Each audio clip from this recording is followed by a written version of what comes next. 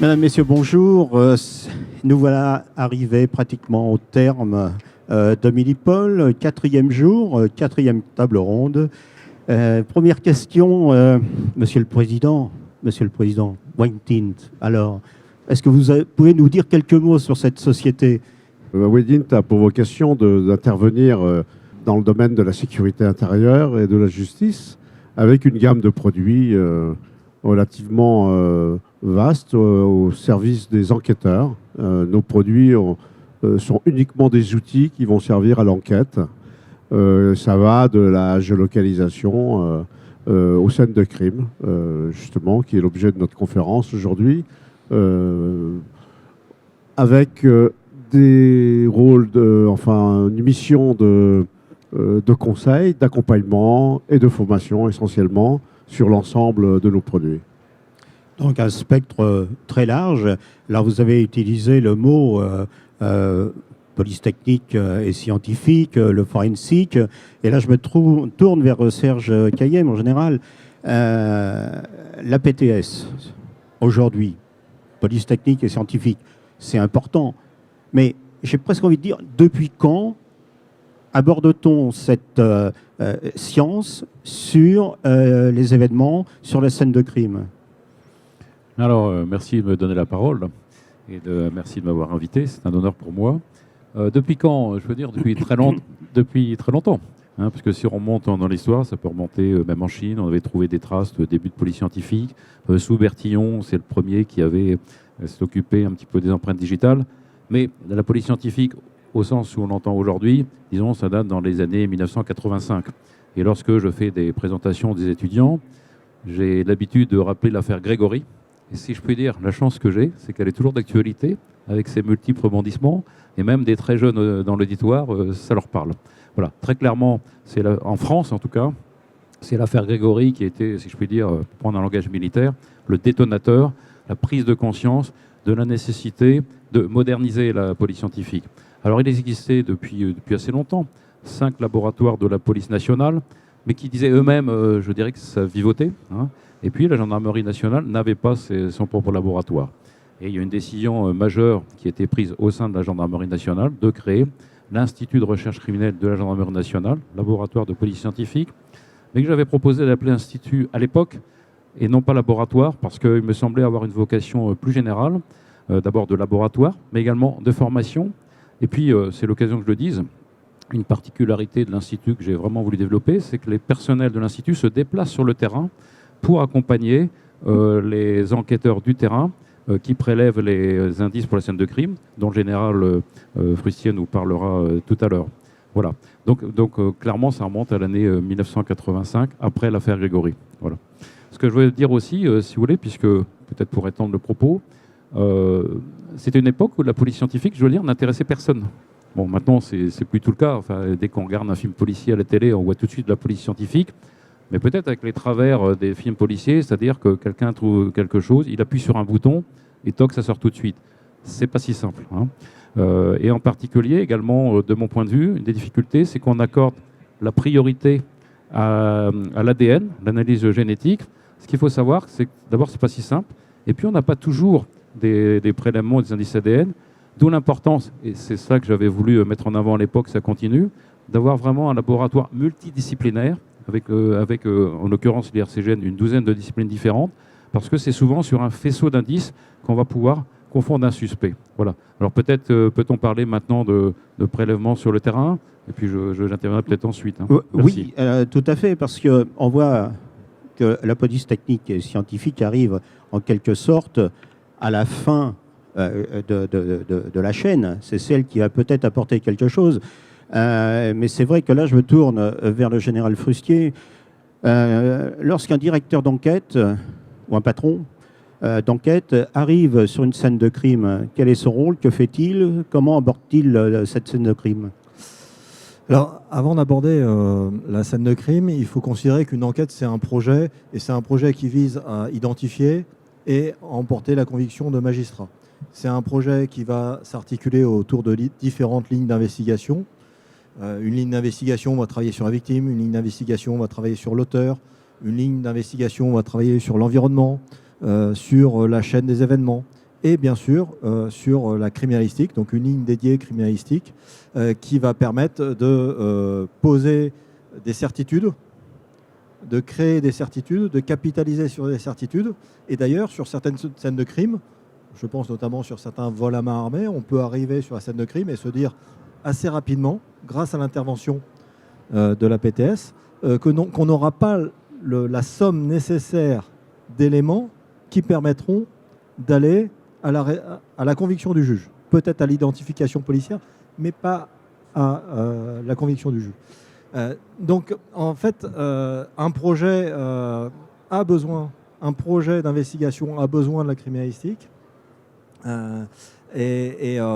Pour peut-être à un moment donné faire des choix très rapidement en disant j'ai pas la somme d'éléments suffisants pour aller plus loin, ou au contraire j'ai la somme d'éléments suffisants pour orienter mes investigations et retravailler mes autres lignes d'investigation en fonction des éléments qui sont apportés par la criminalistique.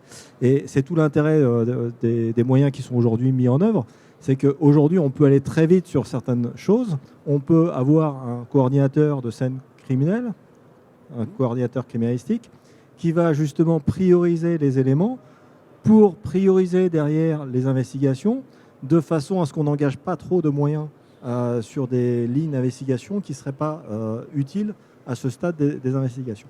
Donc effectivement, quand on arrive sur un projet d'investigation, une enquête, on va s'appuyer tout de suite sur la criminalistique, on va geler la scène de crime et on va désigner un responsable de la police technique et scientifique chargé de prélever les empreintes. Alors, il y a différents niveaux parce que toutes les scènes de crime ne nécessitent pas le même niveau d'engagement, d'où l'intérêt d'avoir une chaîne criminalistique qui part du premier niveau. Par exemple, un vol de voiture, ce n'est pas l'affaire du siècle, mais on va quand même faire un petit peu de criminalistique et l'enquêteur va gérer les lignes d'investigation criminalistique et les lignes d'investigation plus subjectives qui vont s'associer à cette recherche. Et puis on va monter en gamme en fonction de la gravité, en allant chercher des techniciens d'investigation criminelle pour la gendarmerie, des coordinateurs de scène criminalistique si la scène a une certaine complexité. Et puis on pourra encore aller chercher des moyens nationaux, si nécessaire, ceux notamment mis à disposition par l'Institut de recherche criminelle de la gendarmerie nationale pour la gendarmerie, la police ayant ses organismes à elle. Voilà. Et alors, lorsque les scellés vont arriver, parce que je pense que l'intégralité des éléments qui vont être récupérés pour leur bonne traçabilité, éviter qu'ils ne soient pollués, tout cela va arriver sous scellé. Donc, en général, lorsque tous ces éléments arrivent dans le laboratoire, on est typiquement dans la police technique et scientifique. Alors, que fait-on? Voilà. Alors, le général Frustier a parlé fort justement d'un coordonnateur de criminalistique sur le terrain. Là aussi, c'est une notion essentielle de responsabilité. Auparavant, les indices étaient prélevés un petit peu à l'emporte-pièce, sans souci de coordination. Et c'est vrai qu'il y a un vrai choix sur le terrain à faire, de donner des priorités. Et puis, on ne peut pas faire des millions de prélèvements. Voilà. Donc, il faut, si vous avez un directeur d'enquête et un coordonnateur criminalistique. Eh bien, je dirais que dans le laboratoire de police scientifique, c'est un petit peu la même chose. Moi, ce que j'avais voulu quand j'ai créé l'IRCGN, c'est que justement, on ait un laboratoire multidisciplinaire pour que précisément, quand des échantillons arrivent, ils puissent être examinés par différents experts, mais je dirais de manière coordonnée. Parce que ce n'est pas du tout évident de savoir, par exemple, dans quel ordre il faut faire les examens, et surtout sans les polluer. Par exemple, si vous avez une arme, on va identifier la munition qui était, enfin si le revolver a été utilisé, mais on peut avoir dessus une trace de sang, donc identifier sang, et puis une trace ADN, et pourquoi pas une trace digitale. Et ceci fait l'objet d'examens divers, et donc chacun comprendra bien qu'un examen peut polluer pour le suivant. Donc c'est très important de déterminer dans quel ordre les examens peuvent se faire, avec toujours l'autorisation du magistrat. Donc là également, d'où la terminologie institut, un aspect important de formation. On l'a dit vis-à-vis des enquêteurs de la gendarmerie, mais également des magistrats. Et je dois préciser que j'avais initié, et ça continue, il y a chaque année une session de l'école de la magistrature qui reçoit pendant, de mémoire, c'est environ une semaine, une formation sur la politique scientifique et qui vient sur le terrain. Et je dois dire que ça rencontre toujours un grand succès. Alors je vais quand même livrer une anecdote, puisque je pense que c'est ce qui peut être intéressé. Je me souviens très bien, un jour, mais l'institut était bien établi, où j'appelle un magistrat, et puis je lui propose cette coordination. Et le magistrat me répond, non, mais moi, si j'envoie un scellé à tel endroit, c'est pas pour qu'il soit traité par un autre. Bon, j'étais maintenant dans une position en disant, c'est vous qui voulez, à ce moment-là, allez voir ailleurs, parce que moi, je pense qu'il avait tort. Hein, puis c'est une évidence. C'est sûr qu'il vaut mieux, comme je disais, coordonner les examens. Voilà. Est-ce que je peux peut-être revenir aussi sur ce que je vais expliquer Je vous en prie, sur bien sûr. l'intérêt de la PTS? J'ai pensé avant de venir, parce que ce petit bout de temps, comme j'étais dans ce domaine, en quoi aussi la PTS est utile et surtout nécessaire? Eh bien, parce que pendant très longtemps, enfin, je ne vais pas remonter au Moyen-Âge avec l'Inquisition, l'aboutissement des enquêtes reposait sur l'aveu. Et maintenant, chacun sait bien que l'aveu n'est plus acceptable. Alors pourquoi? D'abord, quand on commence une enquête, c'est très bien qu'on ne sait pas où taper, on n'a pas de suspect.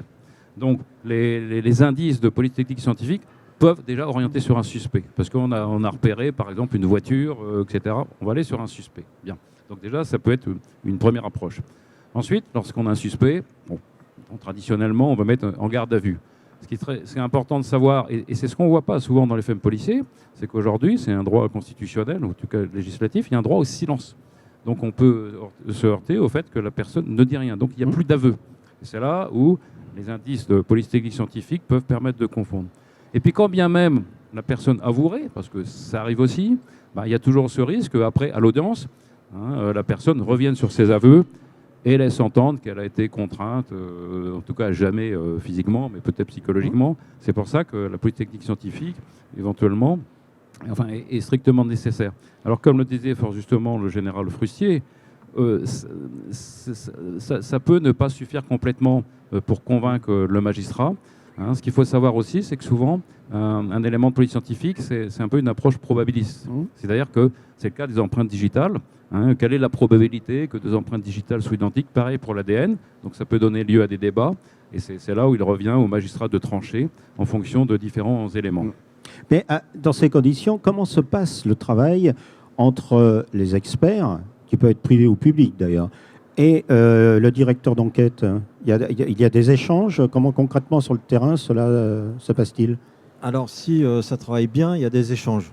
Après, dans la vraie vie, il peut y avoir des contraintes et on peut regretter que ces échanges n'aient pas lieu. Mais une bonne scène de crime, c'est une scène de crime où il y a un échange dès le départ entre le responsable de la scène de crime au titre de du traitement criminalistique et le directeur d'enquête. Il n'y a rien de pire finalement qu'un directeur d'enquête qui dit « c'est bon, les experts sont là, je ne me préoccupe pas de ce que fait le technicien d'investigation criminelle ». En fait, idéalement, moi de mon point de vue, le technicien d'investigation criminelle doit sortir de sa scène à un moment donné pour dire voilà ce que je vois, voilà les choix que je vais faire, et le directeur d'enquête doit quelque part valider son approche de façon à ce qu'il n'y ait pas le grand écart entre l'enquête subjective et les éléments objectifs qui vont être prélevés. Peut-être un des éléments complémentaires. C'est le point de vue du terrain. Moi, je vais ajouter le point de vue de l'IRCGN. Je disais en préambule que je m'étais attaché à ce que les experts de l'IRCGN aillent de temps en temps sur le terrain. Alors certes, pour apporter leur concours, mais également dans le but de leur formation. Et là, je vais raconter une anecdote. Je me souviens très bien, un jour, il y avait une affaire sordide au centre de la France, dont je ne me souviens plus bien, avec 3-4 cadavres. Enfin, voilà, l'idéal pour une série policière. Et puis, je décide d'envoyer un détachement sur le terrain. Et j'appelle, alors il y avait quelqu'un de la balistique, et puis une jeune pharmacienne du département biologie. Donc, je la reçois dans mon bureau. Alors, vous voyez, il est 20h, et je lui dis, il faut partir maintenant. Donc, elle était très jeune. J'ai bien vu dans son regard qu'elle n'avait pas vraiment envie d'y aller, mais elle n'a pas osé me dire non. Donc elle y a été. Elle était militaire. Voilà, elle était militaire. Oui, exactement. Voilà. Oui, enfin, bien sûr, j'aurais pu donner un ordre, mais... Oui, mais ce que vous dites, Joël, est très important. Moi, je me suis attaché quand même que dans mon laboratoire, justement, on n'agisse pas comme des militaires, on agit comme des experts. Et je développerai plus tard. Et donc, le détachement va sur le terrain, elle revient. J'avais l'habitude, bien sûr, de demander qu'il m'explique un peu. Et puis, je lui ai expliqué, elle en a convenu. Je lui ai dit, vous voyez, vous avez vu ce que c'est que d'aller prélever un échantillon dans la forêt, sous la pluie, en pleine nuit, etc. C'est pas si simple. Et comme le disait le général Fustier, comme ça donne bien cette coordination entre l'expert et l'enquêteur. Parce que c'est toute la difficulté d'avoir des échantillons de qualité. Ça, c'est le premier point. Et puis, c'est ma femme. Je vais faire comme l'inspecteur Colombo, qui parlait souvent de sa femme sans qu'on l'ait vu. Ma femme qui aime bien regarder les séries télévisées. pas moi trop justement, parce que je considère que c'est un peu irréel, qui me disait justement qu'elle regardait une série hier, où précisément il y avait eu une erreur sur un échantillon d'ADN. Alors c'est ça auquel il faut être extrêmement attentif, hein, c'est justement la qualité des prélèvements, et surtout qu'il n'y ait pas d'erreur d'identification. Et pourquoi je dis ça? Parce que j'y pensais en venant tout à l'heure dans le métro. On sait très bien que par exemple, il y a un autre élément, on fait très attention, c'est dans les maternités, pour pas qu'il y ait des confusions de bébés. Or, on sait bien que parfois ça arrive. Pour ça, il faut faire extrêmement attention, hein, justement, à la qualité des échantillons. C'est ce qu'on trouve aussi, par exemple, dans les laboratoires, enfin, dans les hôpitaux. Vous savez, quand on va se faire un prélèvement sanguin, même à titre privé, souvent l'infirmière nous demande notre date de naissance. C'est pas du tout pour savoir notre âge, c'est juste pour confirmer notre identité. C'est ce qu'on appelle l'identito-vigilance dans les hôpitaux. Moi, je pensais que c'était pour nous fêter notre anniversaire, mais non, ça n'a rien à voir. Monsieur le Président, par rapport à tout ce qu'on vient de dire, on voit qu'on est vraiment sur une chaîne, on parle de la chaîne criminalistique, qui a été un mot qui ont été employés. On part, je dirais, des prélèvements, d'une scène de crime, jusqu'à le traitement des éléments qui ont été obtenus sur la scène de crime. Comment s'inscrit la société Whiting dans cette chaîne criminalistique? Eh bien, comme je vous l'ai dit, notre métier, c'est d'apporter des outils à l'enquêteur sur toute cette chaîne de valeur entre la scène de crime et les investigations et les résultats. La scène de crime, bien sûr, on fournit tout ce dont a besoin le primo-intervenant pour prendre ces éléments d'enquête.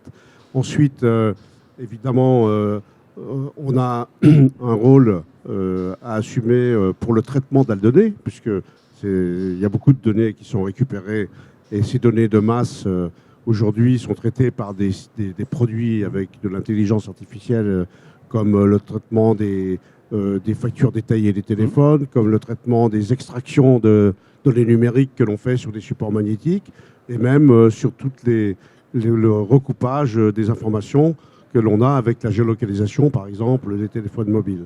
Et bien sûr, en amont de tout ça, on a un rôle de conseil qui est fondamental pour pouvoir répondre aux problématiques et aux besoins de l'enquêteur.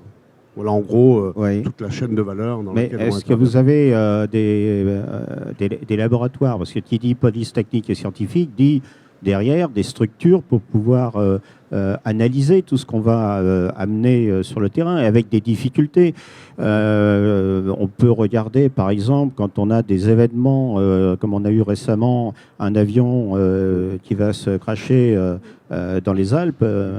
Évidemment, on doit amener quelque chose aux enquêteurs. Dans la chaîne de valeur, bien sûr, il y a tous les laboratoires criminalistiques qui rentrent en ligne de compte, de laboratoire ADN à la balistique, empreinte digitale, etc. Tous ces laboratoires qui composent le pôle criminalistique de l'investigation, on en assume la mise en place et surtout la formation, puisque la formation est un élément majeur. Et peut-être après, je parlerai de notre structure formation au sein de Whiting, qui est quand même très importante. Oui, là, on est sur une formation. Lorsque vous livrez un laboratoire ADN, par exemple, là, vous accompagnez en fait les enquêteurs pour leur montrer comment ça fonctionne, où se trouvent je vais dire basiquement les branchements, qu'est-ce qu'on peut faire avec ce laboratoire. C'est indispensable qu'effectivement, lorsqu'on installe un labo ADN ou un labo balistique, etc., que l'enquêteur, ou que la personne qui va utiliser ce laboratoire soit bien formé pour qu'il soit content, satisfait. Parce que sinon, si on livre quelque chose et on ne forme pas, il ne sera pas très satisfait. Donc ça, c'est toute la formation, à la fois dans le cadre de la mise en œuvre des produits, et puis ensuite de la formation continue. Parce que les produits évoluent, les produits n'arrêtent pas d'évoluer. Et bien sûr, il faut former aussi sur ces évolutions. Et si on va au bout de la formation, on a créé évidemment un centre de formation initial, je dirais, qui permet de former des élèves qui ont pour vocation à rentrer dans la police technique scientifique, donc sur tout ce qui est scène de crime, etc. Mais également des policiers ou des gendarmes qui sont en exercice et qui veulent compléter leur formation dans ce domaine. Et cette formation s'adresse... Elle s'adresse aux enquêteurs français, à des enquêteurs, j'ai envie de dire européens, africains. Oui, d'autres cette continents. formation initiale peut s'adresser à tout le monde. À tout le monde. D'accord. Français, européens, africains, etc. Parce que c'est une formation initiale qui se fait à Lorient, dans nos locaux, ou dans les locaux d'établissements qui nous accueillent. C'est une formation qui est un bachelor, souvent, qui peut être un bachelor sur une année, qui est aussi validé par l'université de Pontoise, avec un référent qui est le général Daoust, d'ailleurs, hein, qui nous aide dans ce domaine. Et toutes ces formations, bien sûr, elles sont faites par des techniciens, des gens expérimentés qui sont souvent des enquêteurs, des anciens enquêteurs, anciens gendarmes, anciens policiers, qui viennent former nos élèves.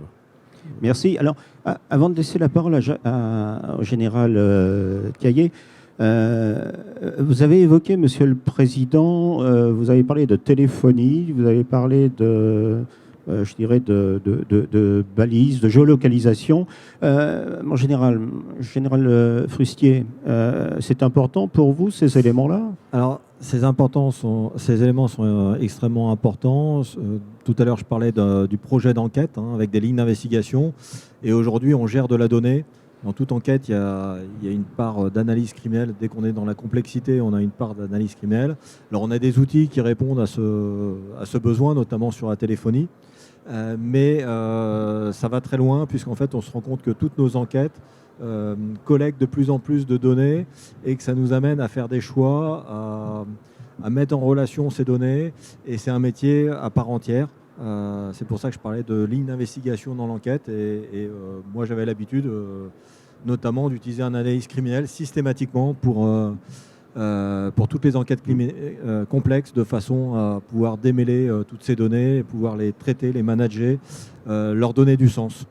Donc oui, c'est un volet extrêmement important qui vient compléter le travail criminalistique. Donc, si je comprends bien, Monsieur le Président, vous avez des outils qui viennent aider donc l'enquêteur, notamment en ce qui concerne la téléphonie, si j'ai bien compris. En matière de téléphonie, effectivement, on a un produit phare chez nous qui est la géolocalisation des téléphones mobiles en temps réel.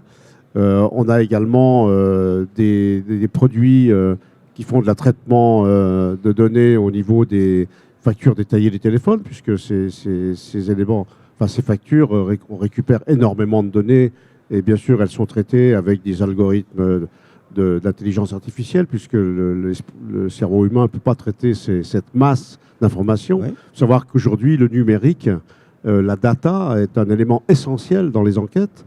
Et il faut bien sûr des outils pour faire ça. C'est notre métier de fournir des outils à l'enquêteur pour qu'il puisse travailler sur tous ces éléments. On a bien sûr ça. Et puis, on a l'extraction aussi des données numériques sur les supports magnétiques, tout ce qui est forensique numérique. Voilà, donc tous ces outils qui sont en général des logiciels, puisqu'on est avant tout un éditeur de logiciels, dans tous ces outils de traitement d'informations numériques. Donc vous fournissez ces outils, très bien. Mais là, je reviens vers le général Caillé, parce qu'on a évoqué tout à l'heure la police technique et scientifique. On vient d'évoquer l'importance notamment des laboratoires qui vont nécessiter de se déplacer au plus près de l'événement. Et on a vu pourquoi. C'est un gain de temps, c'est de la rapidité, c'est de la flexibilité. Est-ce que vous pouvez nous parler, je crois que vous êtes à l'origine des cellules d'identification des victimes de catastrophes. Est-ce que vous pouvez nous en dire quelques mots? Voilà. Oui, Joël, si vous permettez, je vais juste rebondir sur vos propos. Vous avez évoqué le fait que votre centre de formation est sous la responsabilité du général Daoust. Juste pour signaler que le général Daoust a été également directeur de l'Institut de recherche criminelle. En fait, c'est mon deuxième successeur. Donc je pense qu'effectivement, vous avez trouvé la personne idoine permettant de vous assister. Oui, l'identification de victimes de catastrophes, c'est un domaine de la police scientifique qui est un petit peu méconnu, tout simplement parce que, heureusement, les catastrophes, c'est pas très fréquent. Et en fait, quand j'ai créé l'IRCGN, il faut savoir que c'est une époque, alors, ça fait un peu référence à l'actualité, où il y avait des avions qui explosaient en raison d'attentats à bord pour la cause palestinienne de l'époque, avec le président était le président Arafat. Et ça s'était jamais produit en France, mais ça arrivait à l'étranger. Et j'avais eu la chance d'assister à des congrès de police scientifique où on évoquait la problématique de l'identification de ces victimes. Et je m'étais rendu compte que rien n'existait en France. Donc j'avais proposé la création de cette cellule. Bon, naturellement, comme toujours dans l'administration, j'avais fait un rapport qui avait été lu distraitement, sans conséquence. Et puis je me souviens très bien, c'était lors de la catastrophe de l'Airbus du Mont Saint-Odile, Upshine, donc en forêt, en pleine nuit, ce Airbus qui se crache là. Et alors je vais dire la réalité, un matin en me rasant, j'écoute Europe 1 et j'apprends que l'avion vient de se cracher. En fait, c'était depuis la veille. Donc je demande à ma hiérarchie l'autorisation d'aller sur place. Le hasard voulait que je connaisse le médecin légiste que j'avais rencontré à un séminaire en Australie. Enfin, c'est une question de coïncidence, quoi. Alors qui naturellement me dit non, mais on est bien en province, on n'a pas besoin de Parisiens, réflexe bien naturel. Ah ouais. Bon, sauf que 8 jours après, il ne jouerait plus que par la gendarmerie, parce qu'on a porté de la conséquence. C'est le début d'une grande aventure de la création de cette cellule. Et alors je me souviens très bien et puis après je suis intervenu sur plusieurs autres catastrophes, et mes adjoints me disant non mais Serge, on ne peut pas théoriser sur le sujet, parce que les catastrophes sont toutes différentes. Ce qui est vrai, entre un avion qui se crache, un accident de train ou un navire qui coule, c'est bon. Sauf que si, il y a des points identiques qui ont été dégagés d'ailleurs par la jurisprudence et qu'on retrouve maintenant dans le cadre du Code de procédure pénale, déjà de distinguer, selon un langage maintenant qui est bien habituel, la cellule anté-mortem et la cellule post-mortem. La cellule post-mortem, c'est, excusez-moi de le dire, ceux qui s'occupent des cadavres, notamment à la mort. La cellule anté-mortem, c'est celle qui recueille les renseignements auprès des familles pour des éléments, avec d'ailleurs toute la dimension psychologique compliquée de s'adresser aux personnes pour des éléments. Et puis la création, parce que ça n'existait pas à l'époque, d'une commission d'identification qui va rassembler tous les experts qui sont intervenus. Et là encore, j'insiste sur le fait, parce qu'on en parle trop de mon point de vue, il n'y a pas que l'ADN, et en particulier pour l'identification des victimes de catastrophes, la dentition est un élément extrêmement important d'identification. Et dans ce cas-là, on contacte les dentistes des familles qui ont leur dossier, et c'est une méthode puissante. Sans même parler tout simplement des empreintes digitales. Donc aujourd'hui, ces données sont bien admises, et c'est l'ensemble des preuves qui permettent d'identifier une personne. Et je me permets de dire, ma dernière expérience, avant que je quitte l'IRCGN, a été le crash du Concorde. Alors je m'étais toujours dit, qu'est-ce qu'on va faire s'il y a un énorme avion qui tombe. Je me vois encore aller sur les lieux de la scène de crime. Inutile de vous dire que ça a été très compliqué, parce que le Concorde, c'est un vol national, en plus un charter d'Allemands, avec des problèmes diplomatiques. Et puis, il faut bien le dire, on n'avait pas l'expérience. Et c'est comme ça maintenant qu'on voit, parfois, je vois aux 20h, la CIVC de l'IRCGN, mixte d'ailleurs maintenant police-gendarmerie, l'unité nationale, qui intervient avec ses très grandes capacités. Et je rebondis sur ce qui a été dit tout à l'heure, l'importance effectivement d'un laboratoire mobile. Alors je me permets de le dire parce que je sais que c'est un investissement un peu lourd, qui n'intervient qu'exceptionnellement, un peu comme une assurance. Donc il y a toujours une réticence peut-être à investir sur ce genre de matériel, sauf que le jour où il y en a besoin, on est content de l'avoir. Merci. Oui, j'allais rebondir moi aussi, merci mon général, pour Monsieur le Président. Oui, en fait, on se rend compte qu'un laboratoire mobile peut avoir plusieurs utilités. On vient de le voir dans l'enquête judiciaire, on vient de le voir également dans le cas d'événements graves. Ouais, effectivement, le laboratoire mobile qui a été créé par l'IRCGN, quand même, sur des brevets internationaux, est utile pour aller sur les scènes de crime, pour aller sur les théâtres d'opération, dans le cadre effectivement de catastrophes importantes, pour identifier les victimes. C'est surtout dans le cadre d'identification de victimes pour pouvoir remettre les corps aux familles, par exemple, qu'il faut absolument identifier. Et c'est sa vocation, pour moi, première. Et aujourd'hui, beaucoup de demandes de laboratoires ADN mobiles nous viennent chez nous parce qu'il y a quand même des catastrophes naturelles. Je pense au séisme au Maroc, on peut parler de la guerre en Ukraine, tout ça. Énormément d'endroits de théâtre d'opération où il y a des victimes qu'il faut identifier. Donc ce laboratoire ADN mobile est très important. Mais les autres laboratoires pourraient être mobiles également. Il n'y a pas forcément que l'ADN. Oui, on peut envisager des laboratoires... les laboratoires numériques, balistiques, enfin tout ce qu'on veut. Je pense que toute nature. On pourrait imaginer un laboratoire central, des laboratoires dédiés localement. des laboratoires mobiles avec des variations sur les véhicules. On peut construire. Alors oui, là, c'est en fonction du besoin. Oui. Je pense que effectivement, les véhicules porteurs peuvent être différents. On a un véhicule porteur standard qui Oui. permet de mettre laboratoire ADN mobile, mais je pense que ça, c'est pas figé complètement. Et vous travaillez donc en co-construction avec les services demandeurs.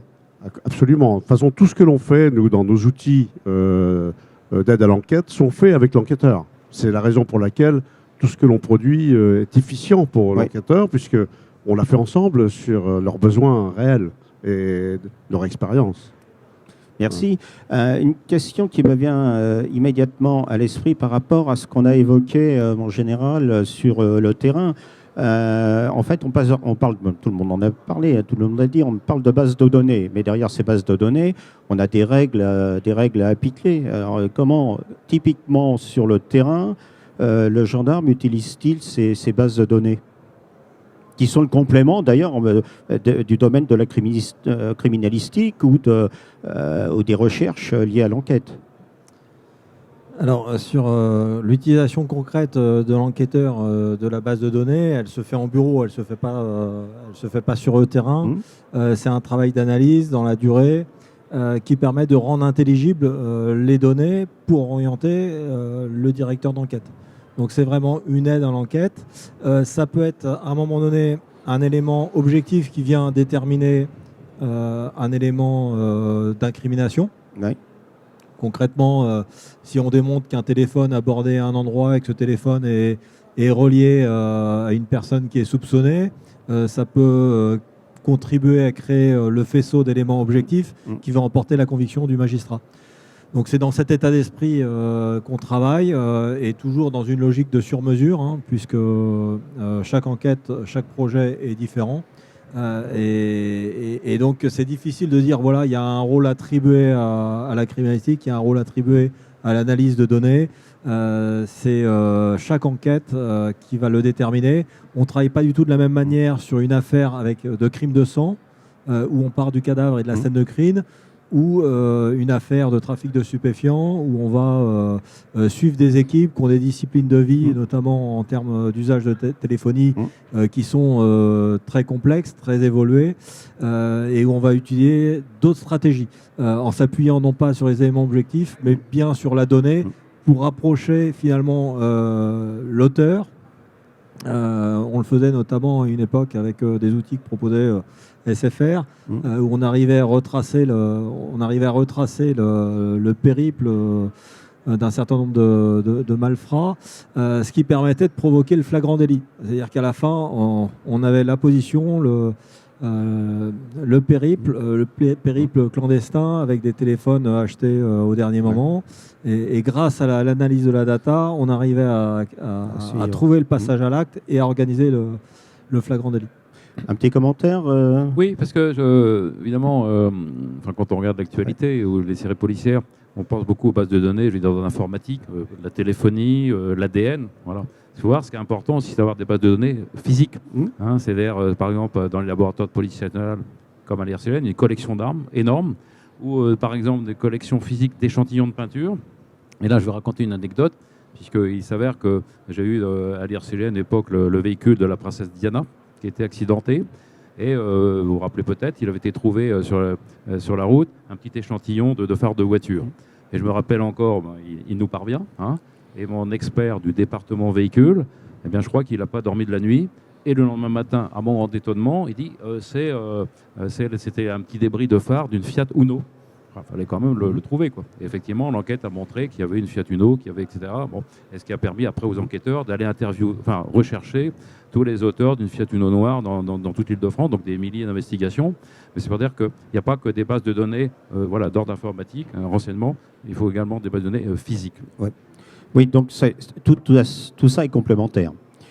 On va sur le terrain, on récupère des informations, il y a des investigations qui sont menées par les enquêteurs, on a les techniciens d'investigation criminelle qui vont prendre des éléments. On vient de le voir un instant avec la voiture et l'accident de la princesse de Galles, des éléments, des traces de sang, des traces de dactylographie, etc. Ma question, elle vient en complément de tout ça. On parle de bases de données. Alors, on a des bases de données qui sont des bases de données de travail, mais on a aussi des bases de données qui sont des bases de données, si j'ai bien compris, qui vont intégrer des informations nominatives. Donc, tout ça, comment on le gère concrètement ? Est-ce que je peux me permettre d'intervenir? Parce que là, je vais parler sur ma casquette actuelle, où je me suis reconverti dans le privé. Je m'occupe particulièrement de la protection des données personnelles, le RGPD, je pense que c'est un terme qui parle tout le monde, puisque je suis délégué à la protection des données. Ce que je dois dire, c'est que aussi bien dans une entreprise, on est soumis au RGPD, donc on ne peut pas faire n'importe quoi en matière de données à caractère personnel. Il faut savoir que pour les données étatiques, c'est la même chose. Là, en l'occurrence, ce n'est pas le RGPD qu'il faut respecter, mais c'est un autre texte qui s'appelle une directive européenne, qui est d'ailleurs sortie en même temps que le RGPD, une directive dite Police Justice, qui est moins bien connue, évidemment, hein, mais je veux vraiment témoigner du fait que l'État ne peut pas faire n'importe quoi, les services de police ou de police scientifique non plus. C'est très encadré pour respecter d'ailleurs les mêmes principes généraux de transparence, de loyauté, d'exactitude qu'on peut trouver dans le RGPD. Simplement, il y a quelques différences de prérogatives de puissance publique, et en particulier, lorsqu'on parle de police, de données à caractère personnel dans le privé, on sait très bien qu'on a chacun d'entre nous un droit d'accès. Hein. On peut demander, je peux vous demander, par exemple, quelles sont les données que vous avez me concernant et comment vous les avez obtenues. C'est d'ailleurs une chose que je m'amuse à faire parfois auprès d'entreprises pour voir un petit peu comment ça répond. Voilà, et si ça fonctionne bien. Eh bien, pour les données publiques, c'est un petit peu différent. Il y a ce qu'on appelle un droit d'accès indirect. C'est-à-dire que là, naturellement, on ne va pas pouvoir, en particulier, aller dans la base de données étatique, mais ça va s'adresser à une commission présidée par un magistrat pour des considérations de déontologie, et puis qui va s'assurer qu'effectivement, les données respectent bien les textes. Donc tout ça est pris en compte par l'administration, puisqu'ils sont, je pense, les créateurs de ces bases de données. Je dois dire, on l'a encore vu récemment, hein, la CNIL, Commission nationale en liberté, rend souvent des avis qu'elle publie d'ailleurs, dans laquelle elle peut mettre en cause l'État et lui enjoindre de respecter la réglementation. Eh bien écoutez, je vais vous demander simplement en quelques mots de conclure cette table ronde. On va commencer par le général Frustier. Oui, après tous ces échanges, ce qui me vient à l'esprit, c'est qu'en fait, une enquête, ça nécessite beaucoup d'investissement avant pour se doter des capacités. Et après, ça demande beaucoup de temps, parce qu'il y a un temps de l'enquête, pour obtenir les éléments qualifiés, intelligibles, utilisables, présentables.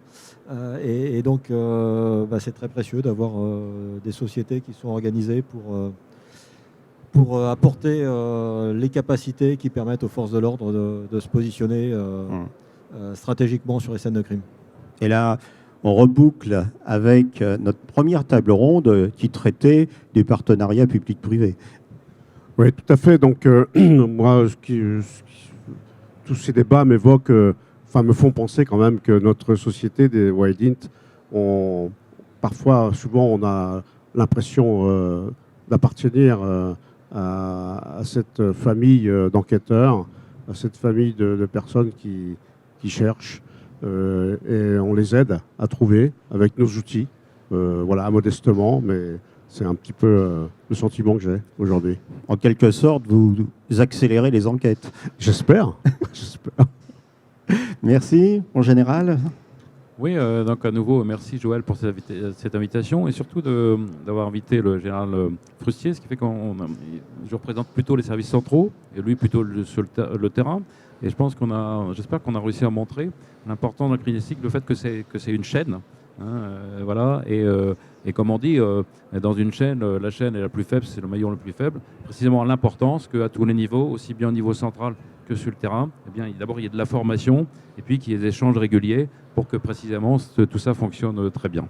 Et tout ça, bien sûr, dans l'esprit du droit, et même plus que dans l'esprit, dans la lettre du droit. Merci messieurs, merci à toutes et à tous pour ces 4 jours passés au salon Milipol qui va maintenant, dans quelques heures, fermer ses portes. Et j'invite tous ceux qui auraient envie de revoir cet entretien ou ces entretiens, ces tables rondes sur la société, sur le site de la société White Int. Et je vous dis à bientôt sur un nouveau salon Milipol.